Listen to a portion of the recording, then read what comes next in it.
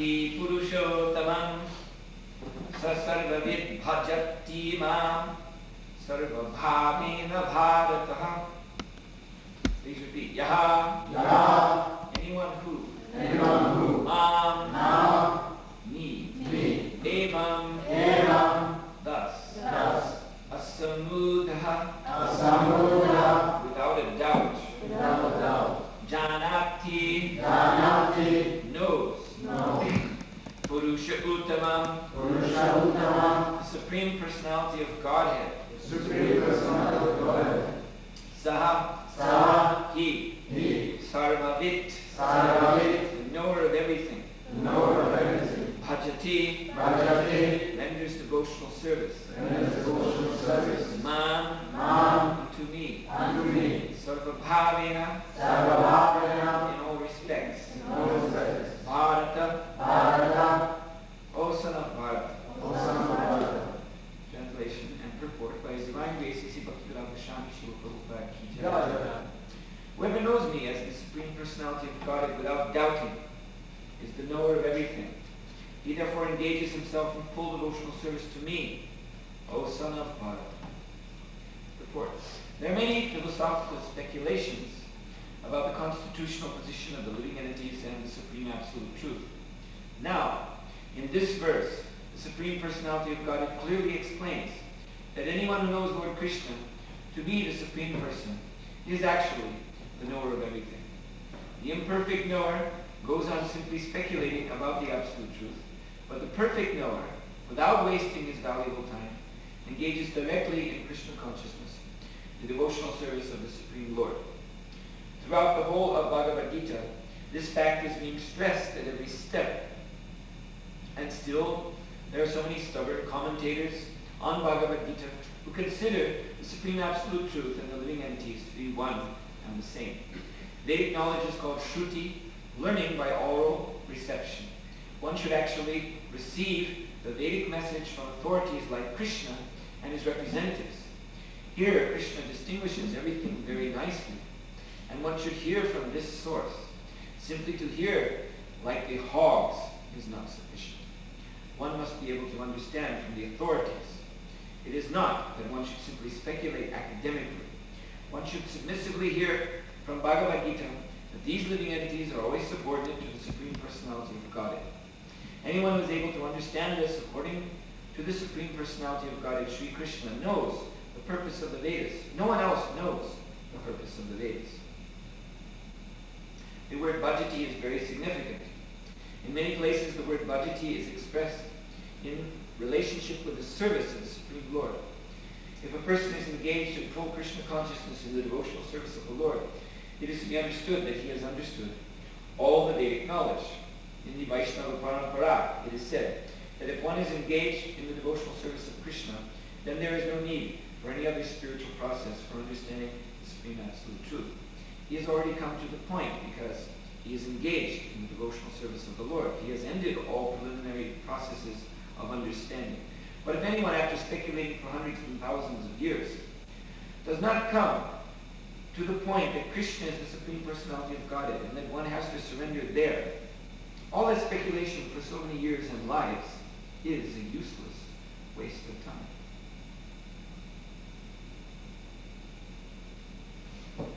Yomam evam asamuro janati purushottamam sarvavid bhajanti mam sarvabhavena bharata. Whoever knows me as the Supreme Personality of Godhead without doubting is the knower of everything. He therefore engages himself in full devotional service to me, O son of Bharata. Mukam karoti bhajalam paramammayate prikadam mande Shri Guru Tarinam.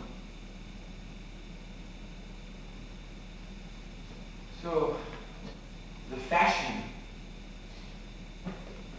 is that philosophy means a new interpretation.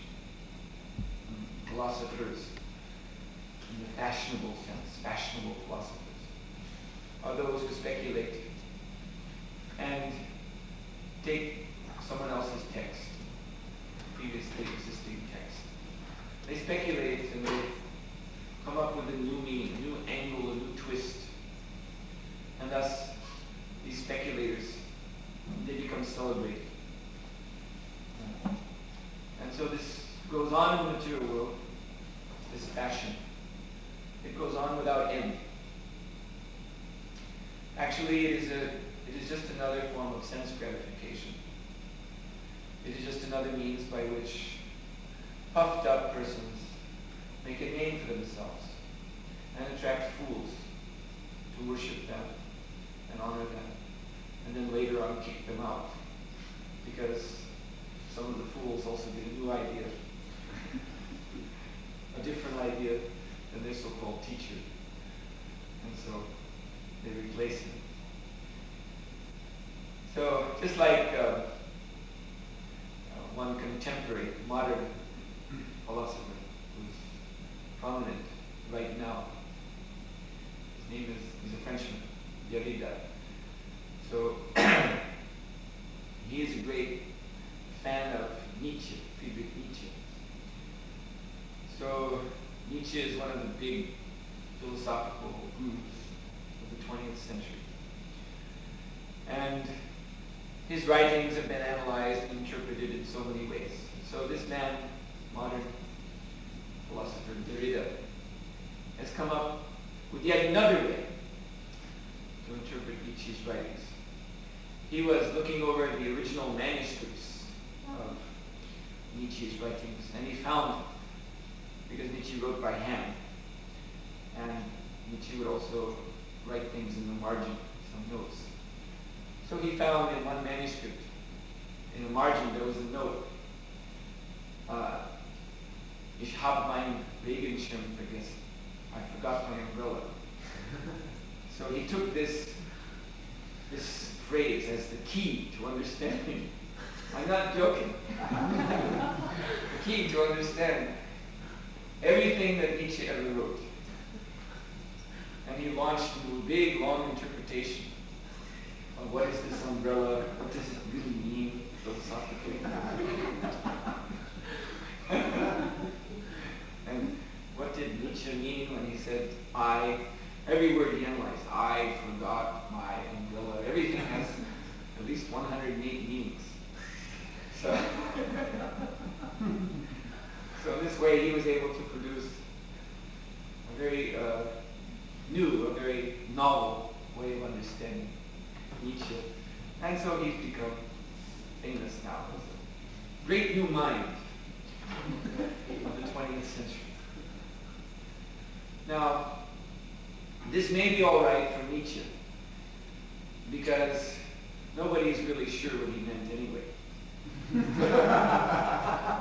So, this type of philosopher, practically speaking, to get anywhere in understanding what they say, there must be interpretation and speculation. Of course, ultimately, that means it's just nonsense.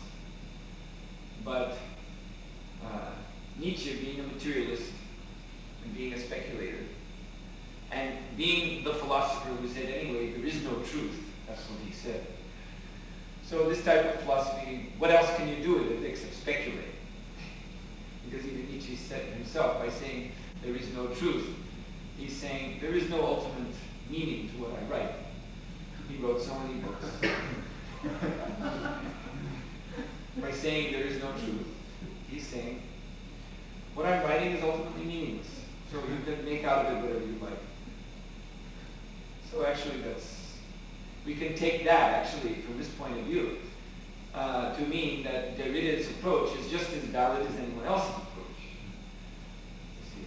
Yes, you can take this phrase, I forgot my umbrella, and use it as the key to understand everything Nietzsche wrote. You can take anything Nietzsche wrote and use it as the key, because it's all meaningless anyway by Nietzsche's own philosophy. But Bhagavad-gītā is another matter. As if we turn to the beginning of 9th chapter of Bhagavad-gītā, here we find Lord Krishna in one verse is actually explaining what is the purpose of Bhagavad-gītā study. There are some significant words in this verse. One very, very ultimately significant word is pravakshami. Lord Krishna says, I am speaking.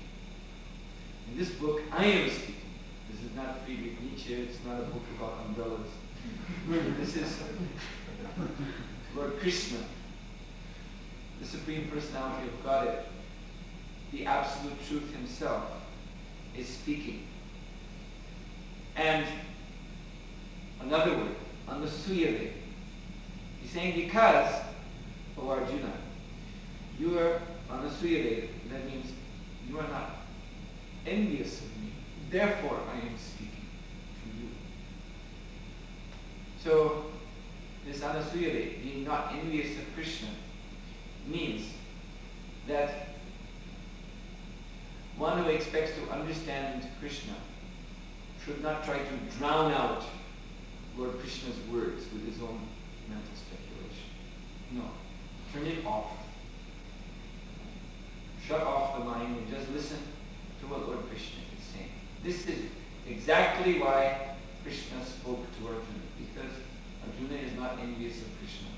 Arjuna does not come back with so many objections to what Krishna has said, or a new interpretation. Oh yes, Lord Krishna, that was very interesting what you just said. I take it that this word means this and this word means that, and then in this way coming up with exactly the opposite conclusion. This is the meaning of anasuyave, because Lord Krishna, he's being very blunt. Persons who do this are envious, that's all. Persons who feel that they have to reinterpret what the original speaker has said. They're simply envious of that original speaker. They're thinking that he has not said it right. He has not said enough. He has not said it with the proper feeling for the masses today. He's not spoken sympathetically to addressing the mentality of the people of Sweden, for instance. No. Lord Krishna says, this is anasuyave, this is envious. So actually when he says, pravakshami anasuyave, he's saying, I don't speak to persons who have their own idea. They're not competent to understand this book, Bhagavad-gītā. But I'm speaking to you, Arjuna, because you are not envious, you are eager to hear, eager to understand, and eager to follow my instructions. So this is the qualification for receiving Bhagavad-gītā knowledge. Then Krishna goes on in the same verse to explain just what is the message of Bhagavad-gītā.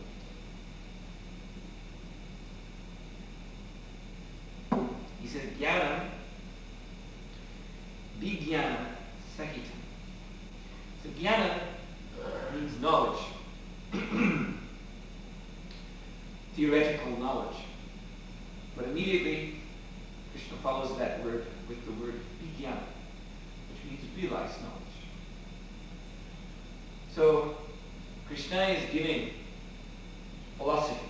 Yes, he's speaking to Arjuna, explaining in very most concise and most profound terms all of the Vedic knowledge, the Sankhya, the Yoga, the Karma, philosophy of Karma, Atma-jnana, philosophy of the soul, and three modes of material nature, and so on and so on and so on. All of that is here. So that's all called jnana. But then Lord Krishna, he says, vijnana. I am giving the means by which all this may be realized. So, in other words, what is this? This is science. People respect material science because there's a result. That's why the scientists hold such power over people's minds today. Not because they come out speaking big words, big flowery language, which sounds nice, but ultimately, what does it have to do with our practical existence? No, they're, of course, philosophers have become like that. And philosophers are therefore not so much in demand today, except by, few strange people. people don't know what else to do with their minds. They turn to philosophers it's just speculation. But scientists, they're universally, or practically we can say, the majority of the population, and we have to say most of the world today, they respect and they accept scientists. Why? Well, they're also, of course, speaking big words which are difficult to understand. But ultimately, all those big words, it translates into practicality, into things that people can get a grip on, can understand, and more importantly, can enjoy. People will say, I believe in science because they gave me this television set that I keep in my house. Or, anyway, they can mention so many achievements of modern material science, which gives them faith. So this is exactly what Lord Krishna is saying also. Jnanam vijnanam, that this knowledge I am giving comes to a practical result, but it is not a materialistic result. It is not the result of sense gratification. But what is it? That Krishna says, yad jnatva mokshaseshu bhat. By this knowledge I am teaching to you, you will be liberated from all material mysteries. And this is something that the material scientists are unable to do for us. They're able to advance technology and make sense gratification more and more and more available to us, just a push of a button, that we can immediately satisfy all our five senses at once. And people think this is very nice. But it does nothing to relieve us from the ultimate miseries of material existence: birth, old age, disease, and death. These miseries are with us as they were with our parents and grandparents and great-great-grandparents, on and on and on back, as far as we can see. So Lord Krishna says that this knowledge he's giving in Bhagavad-gītā, yad jnatva mokshashe shubha. This knowledge leads to moksha, to liberation. And here, in today's verse, 15th chapter, text 19, Lord Krishna is being very specific now about what that knowledge is. That knowledge is simply the knowledge of Krishna himself as Purushottam, as the Supreme Person. This knowledge is called confidential, Griyatama, the most confidential knowledge, because mostly we are all trying to understand how we ourselves are the Supreme Person. This is what makes this knowledge so difficult to understand. Not that it's actually difficult, not that it's a bunch of long words that you have to look up in the dictionary. Actually, Bhagavad-gītā is presented in very simple language. But what makes it so difficult or confidential is that Krishna is saying, I am the Supreme Person. And we're saying, what? Say that again. You're the Supreme Person. Well, I always thought I was the Supreme Person. And that is very new and different for us. And this is what takes so long for us to understand. This is why we have to hear Gita again and again and again and again. Because our long conditioned tendency for so many lifetimes is to think I am something. Think and act. I act in that way. And this is why we speculate. This is why we speculate, and this is why we feel we must come up with our own interpretation of something. Because we're thinking, I am the Supreme. I am the Supreme Authority. Things that I understand in my way, those things are true. That's the truth. The truth is what I understand. So therefore, anything I hear, I have to reinterpret it in such a way that I'm satisfied with it in my mind. Then it's the truth. truth. But if it's Krishna with my purport, then it's accepted. So this is the big problem. So because, yes, the problem is that because we insist on thinking this way, that I am the supreme, truth means the way that I understand things. Therefore, our mind and senses have become overburdened. Overburdened with lust, anger, greed, madness, delusion. These very demanding, very degrading, and very, very, yes, burdensome, burdensome emotions are imposed upon us by the material energy, simply because we are thinking of ourselves to be supreme. And because our senses and mind are so burdened, we're being pushed down deeper and deeper into the muck, into the dirt of materialistic activities. And what other possibility is there for us to get free of this burden except by accepting Krishna as the Supreme Personality of God? Because that is the origin of our problem. That we are thinking ourselves as supreme. And therefore Krishna, or actually Maya, Krishna's energy, says, oh, you're supreme. All right. And then she places this great burden on us. If you're supreme, then I, Maya, am your energy. So here I am.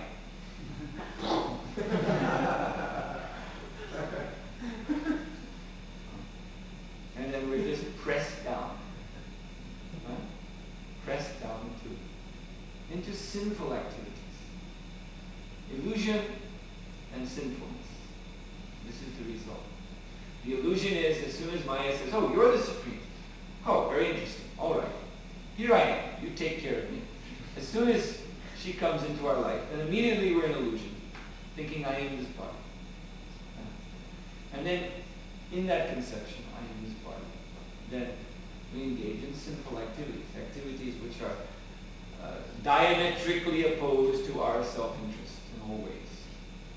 Meat-eating, illicit sex, gambling, intoxication. And these are the ways of our so-called civilization. Everybody is engaged in this business. So then what question is there of knowledge? And just like today in the bookstore, I saw one book called The European Mind. It was a book on philosophy. The European mind. So what is this? European. This is bodily conception. This is illusion. And what is the European mind full of? Lust, anger, greed, madness, illusion, envy. That's all. And what is the European mind thinking of? How to eat meat, how to have illicit sex, how to gamble, how to take intoxication. This is the European mind. So what question is there of philosophy? What question is there of knowledge? There is no question. There is nothing. It is animalism. That's all. Dressed up in some interesting way, but nothing but animalism. And the root of it is thinking that I am the Supreme. So Krishna is teaching this knowledge, Janati Purushottam, that I am the Supreme Personality of Godhead. And not only is he teaching it in theory, but he is giving a practice by which we can surrender, understanding, first of all, understanding that he is the Supreme. Then, by this method, we can surrender our mind and our senses, which are so overburdened by Maya. These mind and senses are just pulling us away to hell. We can surrender them to Lord Krishna's service. And by doing this, then the pillars of sinful activity, meat eating, illicit sex, gambling, intoxication, will be broken. This is the test of Krishna consciousness. This is the test of proper understanding of Bhagavad-gītā.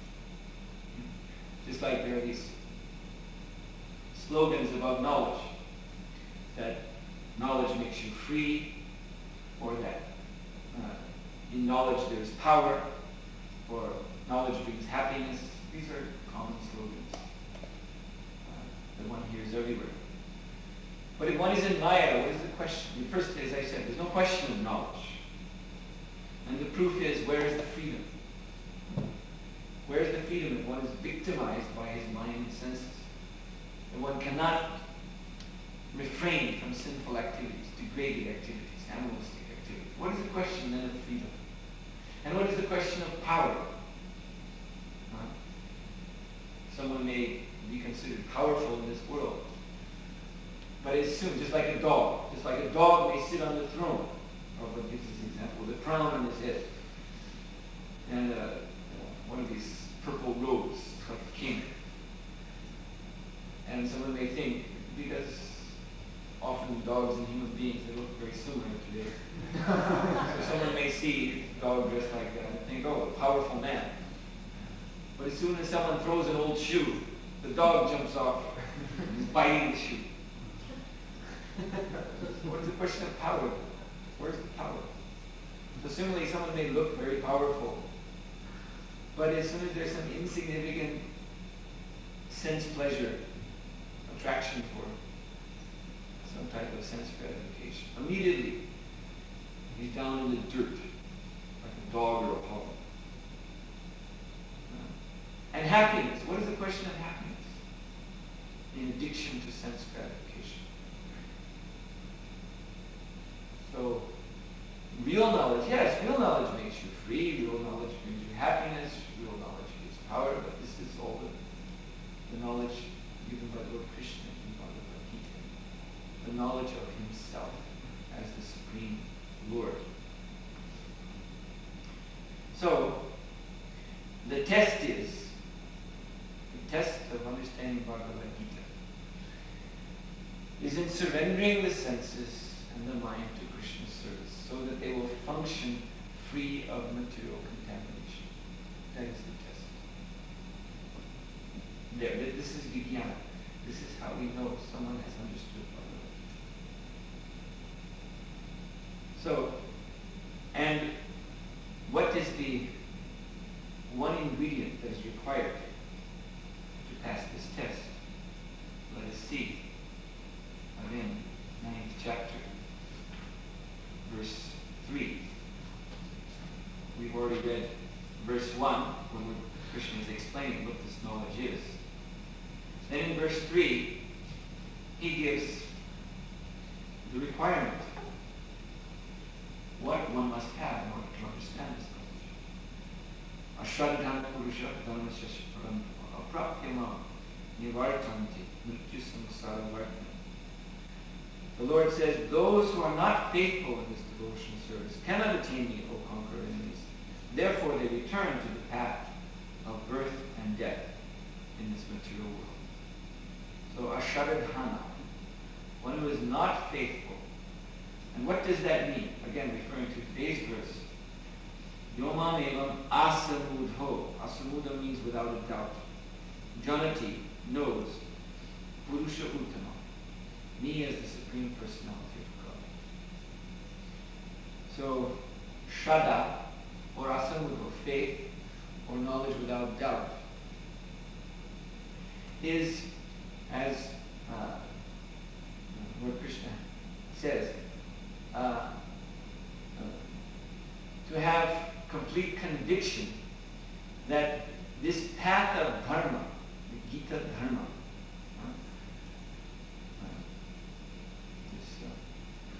Ashradhana Purusha Dharmasya Paranta.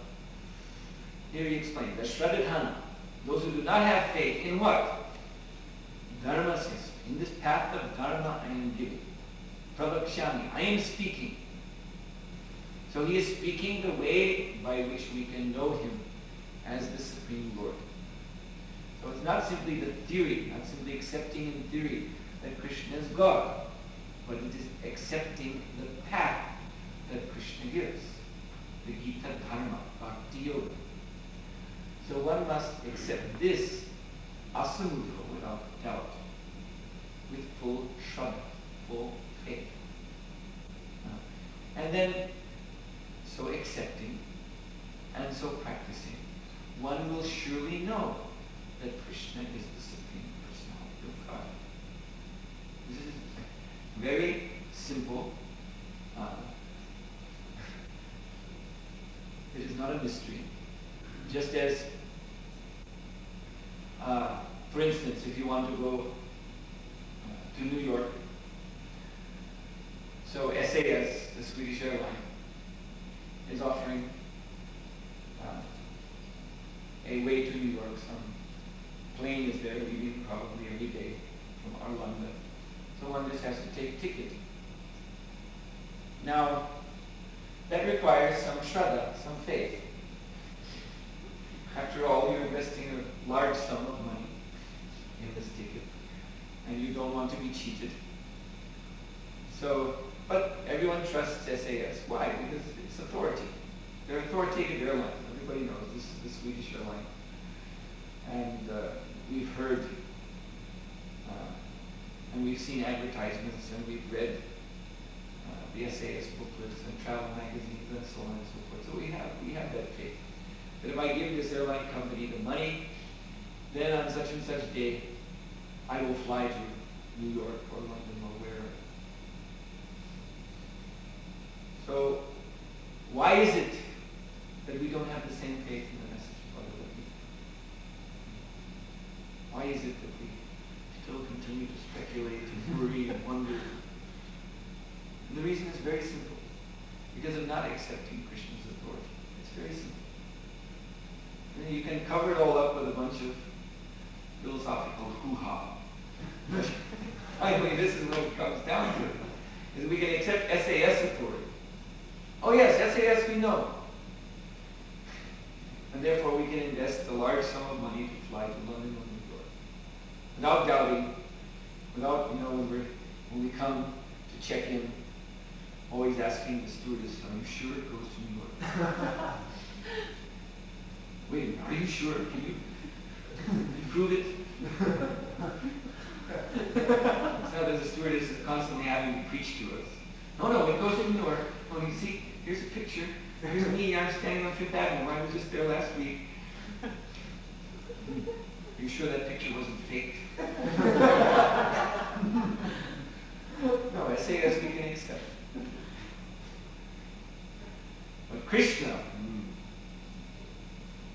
this is the problem. And this is just what Krishna is saying. Yomameva asamuro janati purushottam. Those who can accept me as the Supreme Person, without a doubt, sasarva vidva janati mam. They know everything. And in the previous verse, Lord Krishna says, Yajyatva mokshashe shubhat, they will attain liberation.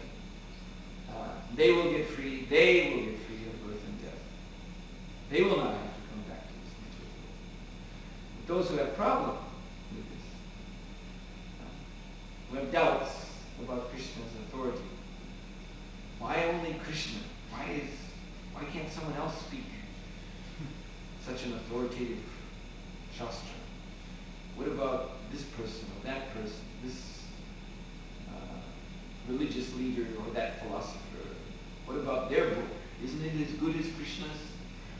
So as long as we continue to speculate like this, and try to find another interpretation, try to find a nice pigeonhole for Bhagavad-gītā alongside of other great books, which we can just pick and choose as we like. When we find something in Gita, well, I'm not sure about that. But over here, Shakespeare just said this, Einstein said that, so I can fill in the gaps. What I don't accept in Bhagavad-gītā, I can fill in the gaps with some other philosopher, because they're all just as good. So as long as we insist on doing that I just can't accept Krishna as the supreme authority. That sounds so sectarian. sounds so dogmatic. Oh, all right. Then, talk to your mom in and here's some aside advice. Krishna says, then you won't go back home back to Godhead. Then you have to take birth here in the material world again. So this is a very simple point. So the whole lesson of Bhagavad-gītā is understanding that Krishna is the Supreme Lord. That's all. Really. If we can understand that, then we've actually understood. So Sarvabhid.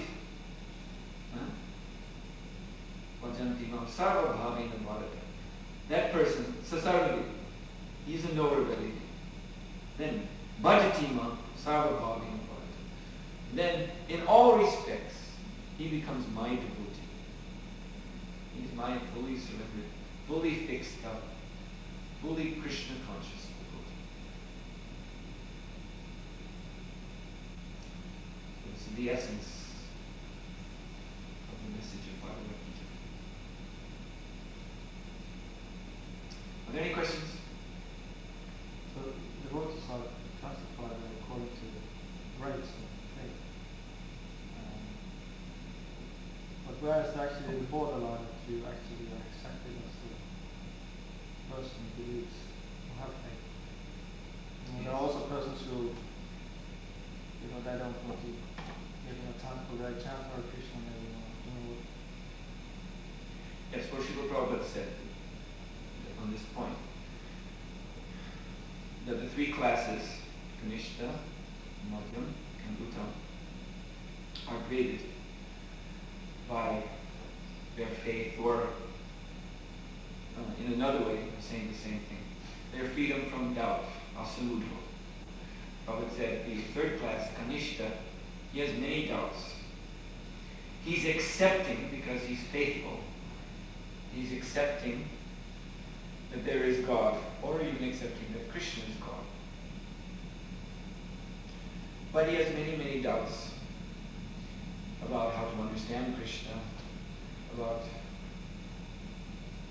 what Supreme Personality of God actually means, about how to prosecute Bhagavad-gītā, and so on and so forth. He has many, many, many doubts. The Madhyamadikari has doubts also, but he is firmly situated on the path of the Vedas. In other words, he has accepted spiritual master, he is hearing from spiritual master, Bhagavad-gītā, Srimad Bhagavatam, and he is following the process. So doubts are there, but those doubts are they're not these doubts that eat away one's conviction in devotional service. Rather, they are just gaps in realization. Someone may ask a Madhyamadikari some question, and he doesn't know the answer. So that doesn't cause him to become weak in his own faith. Because someone has asked me this complicated question, I didn't know the answer. Therefore now, whereas the Kanishta, he can be actually knocked over in his meager Krishna consciousness, whatever Krishna consciousness is there, by some strong challenge, by a philosophical opponent, he can actually be knocked over and be left wondering if there's any truth at all, anywhere. So Madhyam, he is firmly situated. Nishta, the stage. This is the stage of faith called Nishta. Firm faith, unshakable. Although still, he hasn't fully realized everything. And the Uttam Adhikari, as Prabhupada said, has no doubts.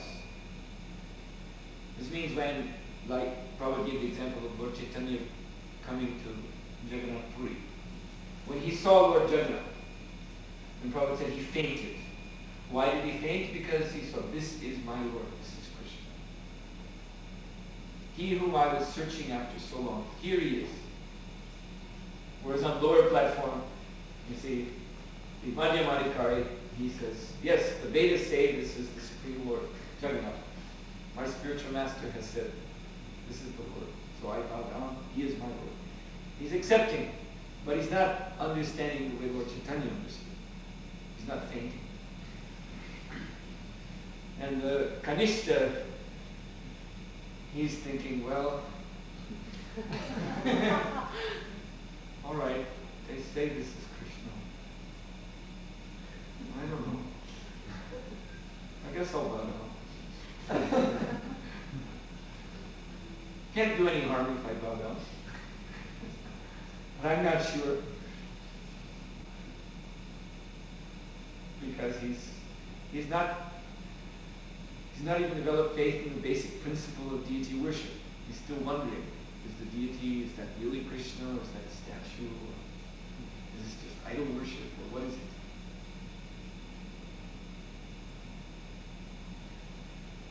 So in this Krishna consciousness movement, we are aiming to come to the Madhyama stage.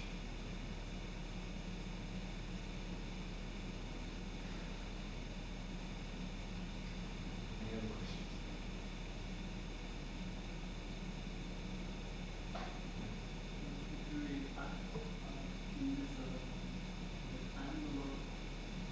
Sometimes can be taken with the lost. We can show this very experiment. Sometimes we can have and or no photo. So we don't do that. Yes, well, as I said, we're aiming at the Madhyama stage. So that means to remain firmly fixed on the Vedic path, the path of Bhagavad-gītā. So when one remains fixed, then gradually, as Krishna says, Tadatmanas tadnishtash tadbudyas tadparayana. He's actually here explaining what does it mean to remain fixed on the path.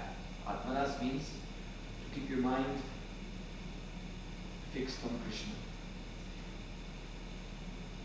Nishta means to focus your faith on Krishna. Buddhyas means to invest the intelligence in understanding Krishna's message. Tatparayana, and to see Krishna as your ultimate shelter. So you must practice this.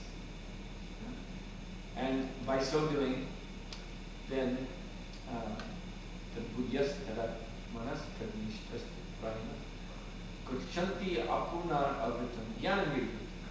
Then gradually, kuchanti apunar avritam, gradually one becomes cleansed of impurities and becomes liberated. Jnana nirjut becomes by knowledge. This knowledge becomes manifest in the heart fully. And the kalmasha means the lingering doubts, the lingering misgivings or impurities. They're burnt away. So we have to practice this, keeping the mind fixed on Krishna, keeping the buddhi, intelligence, engaged in Krishna's service,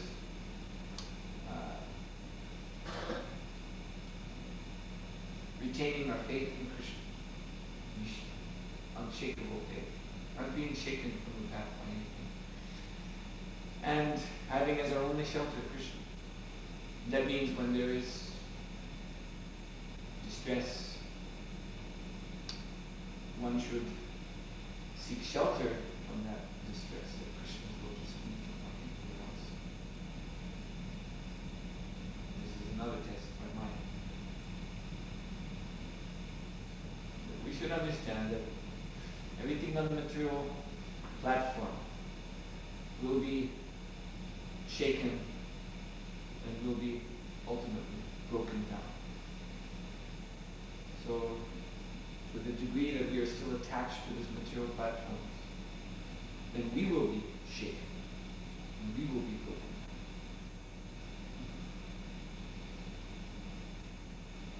So therefore, this taking shelter of Krishna means to give up shelter anywhere else. And Maya, she's Krishna's energy, so she assists in this process. once in a while she gives us a shake to remind us. We shouldn't be taking shelter here.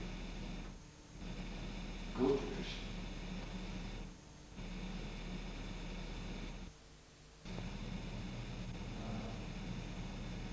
Suitable for a devotee. Although Shantaras is automatically there, because the mood of the Shantaras is awe and reverence. So that is there in Dasya, in Sakya, that must be there, awe and reverence. In order to serve Krishna, you must have respect and reverence for him. But that to accept Shanta as a liberation, it's inactive, it's passive. It's simply one is associating with Krishna in a passive way and having respect for Krishna and appreciating his glories. But Vaishnavas don't accept that. They say there must at least be service. So if we serve, then the Shanta mood will also be there. But not the passivity. Service is active, dynamic. In Shantaras, then the soul becomes actually engaged in satisfying Lord Krishna's senses. Srila Prabhupada so often said the difference between the liberated and non-liberated platform is that on the non-liberated or karmic platform, we are engaged in satisfying our senses. And on the liberated platform, we are engaged in satisfying Krishna's senses. So the Shanta platform is something in between. Not very steady. The actual steady platform is when we're engaged in satisfying Krishna's senses.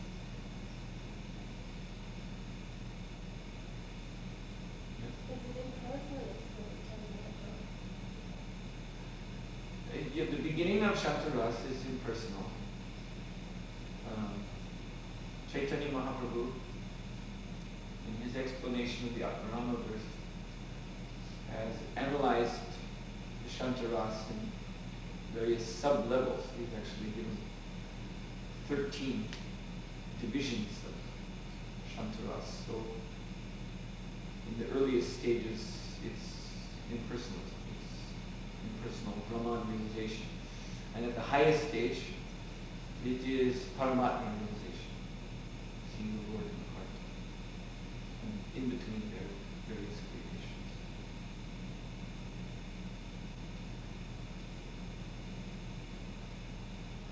This is the Maya, she's leaving some tests now, because doesn't want to do it, is giving us time.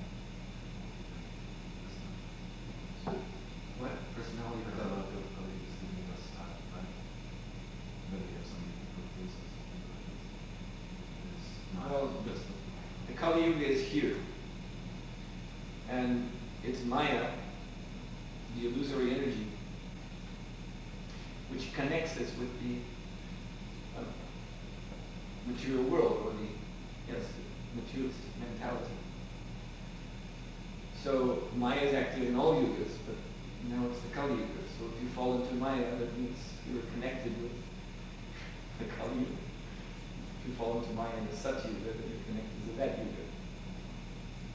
So that's, in that Yuga, the mode of goodness is predominant. So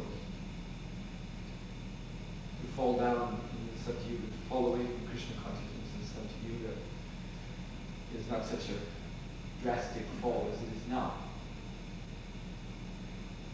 Because in the Satya Yuga, people naturally, it is just natural for human beings to adhere to the regulative principles.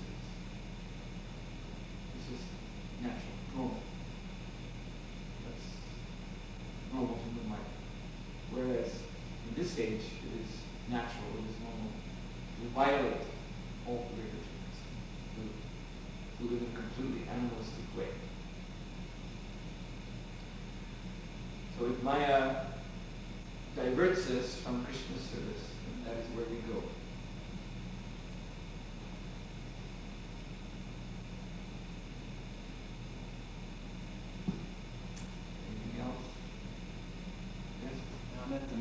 Indian learned man, so-called learned man, yesterday in the Sunday festival, and he appreciated the Vaishnavas and this.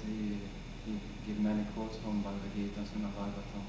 But then, rarely after, in the evening, I asked him if he was worshipping some deities at home. He said, yeah, I worship so many deities, and they are all God. So this Western, we are very fortunate because we don't have this conception here. But in India, they have so much confusion. Even if you are a learned man, you can. Well, this is the result of Mayavadi philosophy. This Hinduism, the Hindu religion, is the result of Mayavadi philosophy. In Hinduism, they accept, as this man was saying, so many devatas as being God. And why? On the basis of what? On the basis of Shankara's Mayavadi Vasya, in which he said that he gave a system of Panchopasana, worship of 5 kinds of gods, beginning with Durga and up to Vishnu, including Vishnu also. And he said each of these demigods is a way to attain Brahman.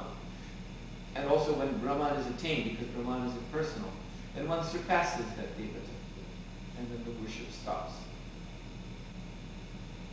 So this idea is the basis of what is called Hinduism, this religious system. They've added so many more. Shankara had 5. So they managed to add many more to these 5.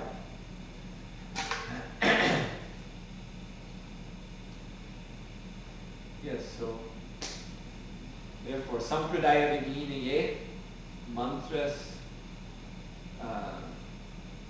is that? Mantras nishpalamata. Yes. Unless one has received his mantra,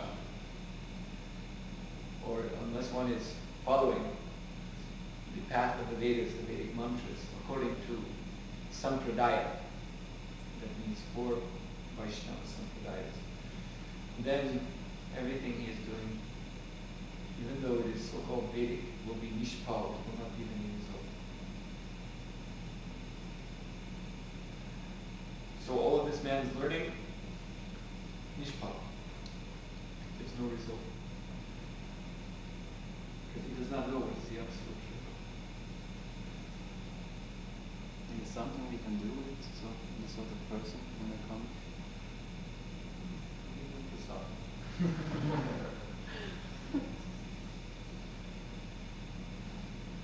It is all by association.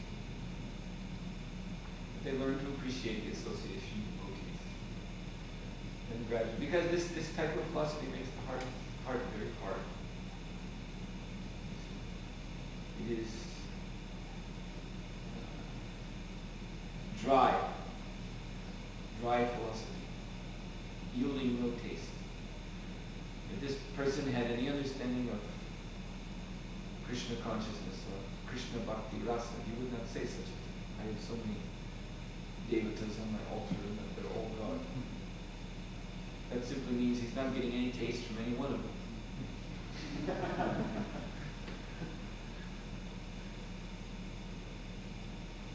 So, but by association with devotees, and by that association, then one gradually, he's taking prasadam, he's hearing the holy name, and he gradually starts to chant the holy name.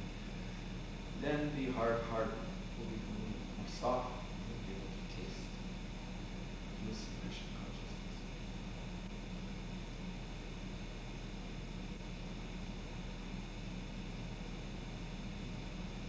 With these persons, try to argue philosophy.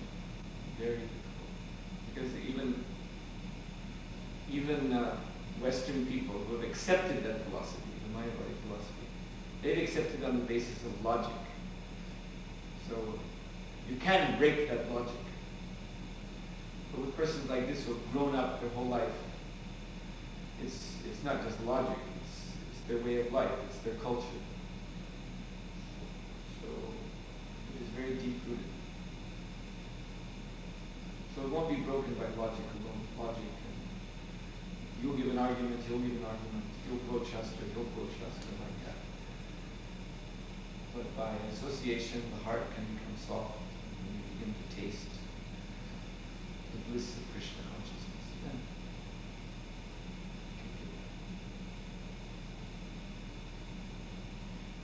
Anything else? Srila Prabhupada ki jai. Swami ki jai.